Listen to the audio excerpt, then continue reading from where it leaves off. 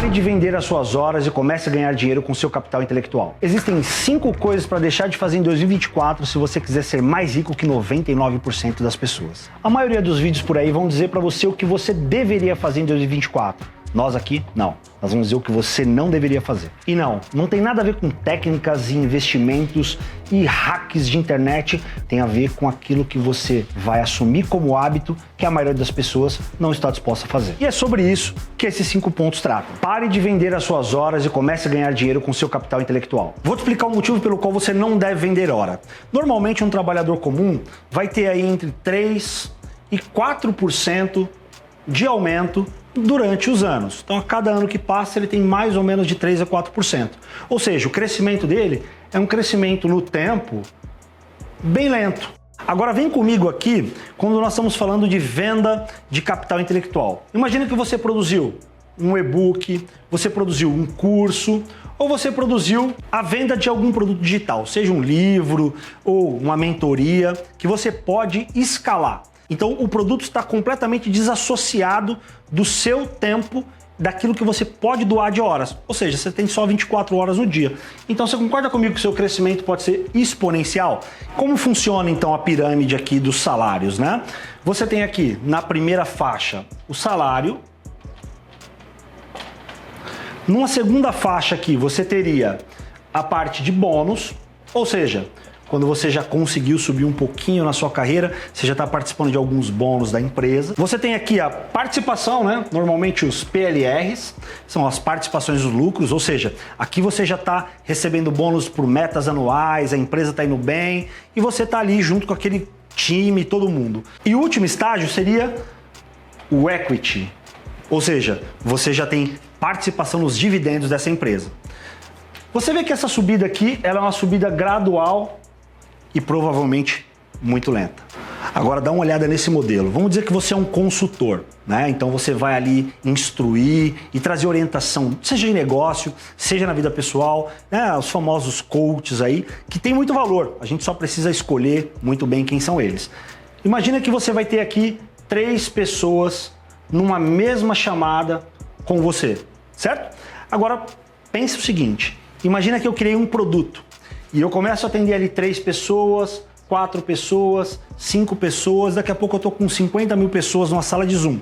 E eu crio um produto que essas pessoas podem comprar ali por R$ 5,99. O produto se desvinculou do meu tempo de trabalho, meu tempo de atuação. Eu fiz a atuação uma única vez, então eu criei esse produto e agora eu distribuo e vendo ele para várias outras pessoas. É assim que se ganha exponencialmente. E aqui nós vamos para o segundo passo. Você precisa organizar a sua bagunça. Se você quiser mudar o mundo, arrume a sua cama. Essa foi uma frase dita por William McHaven, que é autor americano, um ex-almirante, um SEAL, né? E ele trouxe esse texto numa faculdade americana, numa colação de grau, e depois esse livro se tornou um grande best-seller. E qual é a ideia por trás disso? É você começar o dia com uma tarefa executada com primor. Mesmo que seja uma tarefa muito simples. Por quê? Porque isso já vai te trazendo a sensação de tração e você começa o dia com uma tarefa finalizada, você vai se sentir muito melhor. Esse é um dos primeiros pontos e aspectos dessa mentalidade. E recentemente saiu uma pesquisa inglesa que 73% dos chefes na Inglaterra acreditam que uma mesa desorganizada faz com que eles tenham a impressão de que aquele funcionário é desorganizado. E isso impediria que eles conseguissem colocar promoções e melhores bônus, financiamento, dinheiro mesmo na conta dessa pessoa. Quando o seu lugar está organizado, possivelmente você vai ser mais produtivo.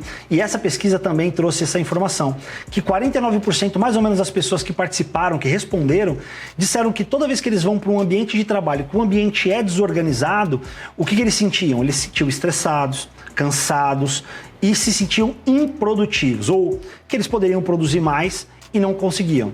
O que quer dizer menos dinheiro na sua conta. Eu, por exemplo, tenho sempre aqui um papel, uma caneta, até mesmo quando eu tomo um café, eu termino ele e levo ele na pia, porque assim meu ambiente de trabalho fica tranquilo e limpo para que eu possa trabalhar. A terceira coisa que você deveria evitar de fazer, a lei de Parkinson diz que o trabalho se expande a preencher o tempo disponível que foi dado para aquela atividade. Ou seja, independente de quanto tempo você tenha para fazer uma atividade, você vai gastar todo esse tempo. Você viu aquela máxima que se você quiser alguma coisa finalizada, dê para alguém que está ocupado? A pessoa que está ocupada, provavelmente ela vai tentar gastar o menor tempo possível para cada uma daquelas atividades. E se você tem muito tempo disponível, com certeza você está procrastinando. Se eu procrastino, se eu tenho muito tempo para aquelas atividades, o que eu posso fazer? Você pode agrupar atividades. É um processo que chama batching. Você vai encontrar vários vídeos na internet falando sobre isso. E você pode delimitar tempo para cada uma daquelas atividades e agrupar aquelas que são similares, para que você ganhe mais tempo. E também você pode começar pelas mais fáceis. Normalmente a gente tem aquele receio de, quando eu tenho um monte de atividades para ser feita, o que normalmente a gente faz? Muitos indicam, comece pelas mais difíceis. O que eu costumo fazer? Eu começo pelas atividades mais fáceis, que foi como a gente ouviu falar no tópico anterior. Por quê? Porque assim vai me dando sensação de realização e a cada momento que eu vou fazendo uma nova atividade, eu consigo terminar o meu dia com quase todas elas prontas. Eu acabei de recusar mais um convite de reunião. Na verdade, quando você diz sim para tudo, você está doando o seu tempo. Você já parou para pensar que o seu tempo é limitado? Não sei se você já viu um filme com Justin Timberlake que chama O Preço do Amanhã.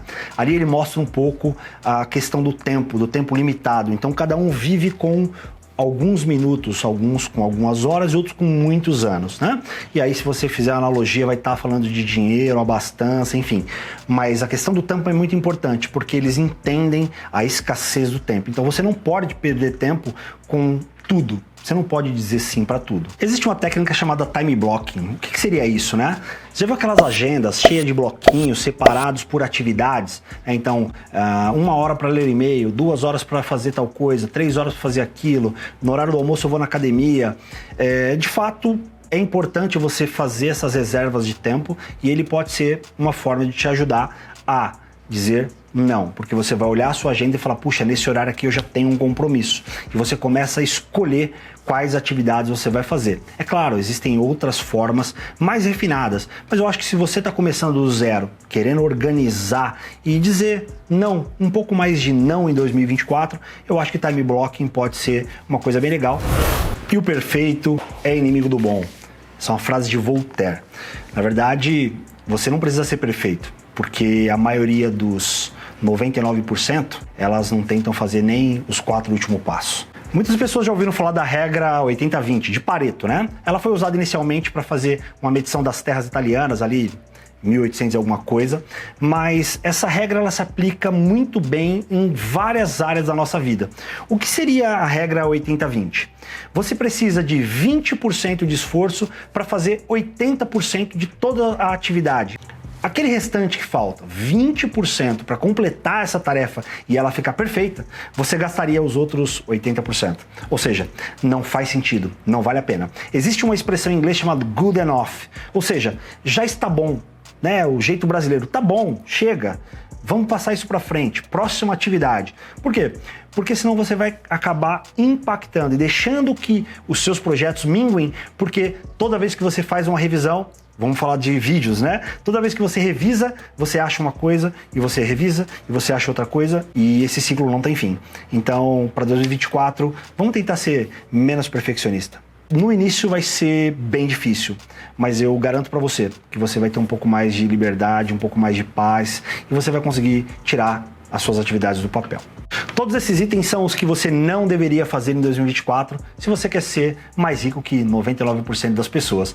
E você vai pensar, puta, isso aqui não tem muito a ver com dinheiro. É de fato, mas tem a ver com organização, tem a ver com plano, tem a ver com prática. E se você estabelecer na sua vida plano e prática, você vai ver que rapidamente você vai chegar bem longe. E se você gosta de conteúdos como esse, considere ficar com a gente aqui que nós temos vídeos sobre negócio toda semana. Forte abraço.